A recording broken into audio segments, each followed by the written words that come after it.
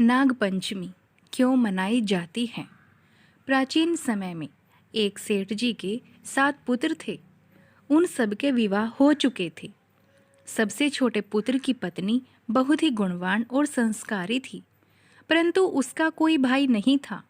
बड़ी बहू ने एक दिन घर में लीपने को पीली मिट्टी लाने के लिए सभी छोटी बहुओं को कहा कि तुम सब मेरे साथ चलो। तो सभी अपनी डलिया और मिट्टी खोदने की खुरपी लेकर गई। पीली मिट्टी वहां खोदते समय एक नाग निकला, जिसे बड़ी बहू खुरपी से मारने के लिए आगे बढ़ी।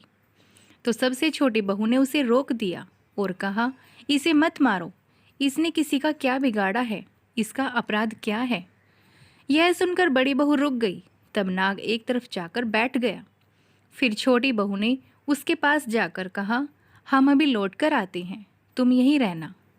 वह मिट्टी लेने गई और भूल गई, सबके साथ घर चली गई। घर के कामकाज में व्यस्त हो गई। उसे याद नहीं था नाग को जो कहा था। यह बात उसे दूसरे दिन याद आई तो सबको साथ लेकर वहां गई और नाग को उस जगह पर बैठा देख बोली, नाग भैया प्रणाम। नाग ने कहा, तुमने मुझे भैया कहा इसलिए तुझे छोड़ देता हूँ, नहीं तो झूठी बात कहने के लिए मैं तुझे डस लेता। वह बोली, भैया मुझसे भूल हो गई थी, उसके लिए क्षमा मांगती हूँ। नाग बोला, अच्छा तुम आज से मेरी बहन हुई और मैं तुम्हारा भाई हुआ, तुम्हें जो मांगना हो मांग लो। वह बोली, मेरा कोई भाई नहीं है, अच्छा हुआ जो तुम मेरे भाई बन गए।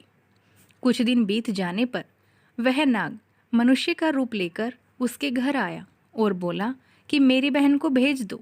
सभी को बड़ा आश्चर्य हुआ और कहा कि इसके तो कोई भाई नहीं है। तो वह बोला, मैं दूर के रिश्ते से इसका भाई लगता हूँ, बचपन से ही काम के लिए कहीं चला गया था। उसके लिए विश्वास दिलाने पर सभी लोगों ने छोटी बहू को उसके साथ भेज दिया।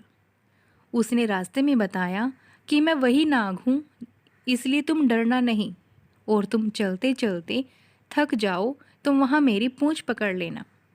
उसने कहे अनुसार उसने ऐसा ही किया और वो दोनों घर पहुँच गए। भाई के धन ऐश्वर्य को देखकर वह चकित हो गई। एक दिन नाग की माता ने उससे कहा, मैं कुछ काम से बाहर जा रही हूँ, तुम अपने भाई को ठंडा दूध पिला देना। वह यह बात भूल गई और भाई को गर्म दूध पिला दिया, जिससे भाई का मुख जल गया। यह देखकर माता क्रोधित हुई, परंतु नाग के समझाने पर कुछ नहीं बोली। तब नाग ने कहा कि बहन को अब उसके घर भेज देना चाहिए। तब नाग और उसके पिता ने उसे सोना चांदी हीरे जवाहरात आदि देकर उसके घर पहुंचा दिया।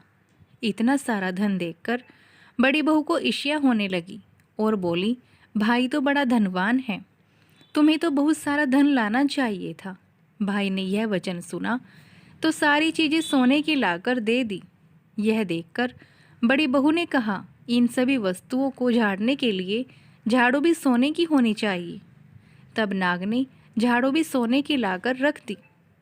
नाग ने अपनी बहन को हीरो मणियों से जड़ित एक हार दिया था।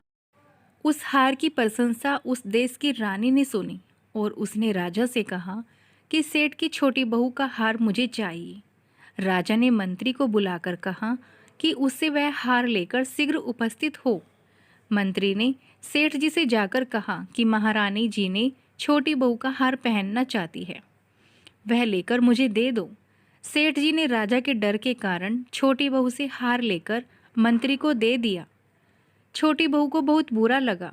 उसने अपने भाई को याद किया और भाई के आने पर प्रार्थना की, भैया रानी ने मेरा हार छीन लिया, तुम कुछ ऐसा करो कि जब वह हार पहने तब तक के लिए नाग बन जाए, और जब वह मुझे वापस दे तब हीरो मणियों का बन जाए। भाई ने ठीक वैसा ही किया। जैसे ही रानी ने वो हार पहना वैसे ही वह नाग बन गया। यह देखकर रानी चीख पड़ी और डर के मारे रोने लगी। यह देख राजा ने खबर भेजी कि छोटी बहू को बुलाया जाए। सेठ जी ने राजा के आदेश से वह स्वयं छोटी बहू को साथ लेकर महल में आई। राजा ने छोटी बहू से पूछा, तुमने क्या जादू टोना किया है, मैं तुम्हें दंड दूंगा। छोटी बहू बोली, राजन मुझे क्षमा कीजिए, यह हार ऐसा ही है, मेरे गले में हीरे और मणियों का रहता है और जब कोई दूसरा इसे अपने गले में पहनता है तब नाग बन जाता है। यह सुनकर राजा ने वह नाग बना हार उसे पहनने को बोला। पहनकर दिखाओ। छोटी बहू ने जैसे ही हार पहना वो हीरो मणियों का हो गया। यह देखकर राजा को विश्वास हो गया और उसने प्रसन्न होकर उसे पुरस्कार दिया। छोटी वह अपने हार और पुरस्कार लेकर घर लौट आई। इन सब को देखकर बड़ी बहू ने ईर्ष्या के कारण उसके पति को कहा कि छोटी बहू के पास धन आया है। फिर उसके पति ने उसको छोटी बहू को बुलाकर कहा, मुझे बताओ कि यह धन तुम्हें कौन देता है। तब वह नाग भाई को याद करने लगी। तब उसी समय नाग ने प्रकट होकर कहा, यदि मेरी धर्म बहन का अनादर और उसके आचरण पर संदेह प्रकट किया गया तो मैं उसे खा लूँगा। यह सुनकर छोटी बहू का पति बहुत प्रसन्न हुआ और उसने नाग देवता का बड़ा आदर सत्कार किया। तब से उसी दिन से नागपंचमी का त्यौहार मनाया जाता है और स्त्रियां नाग देवता को भाई मानकर उनकी पूजा करती है और व्रत भी रखती हैं। दोस्तों, अगर आप हमारे चैनल पर नए हैं तो प्लीज़ चैनल को लाइक, शेयर और सब्सक्राइब करना ना भूलिएगा। Thanks for watching. बाय।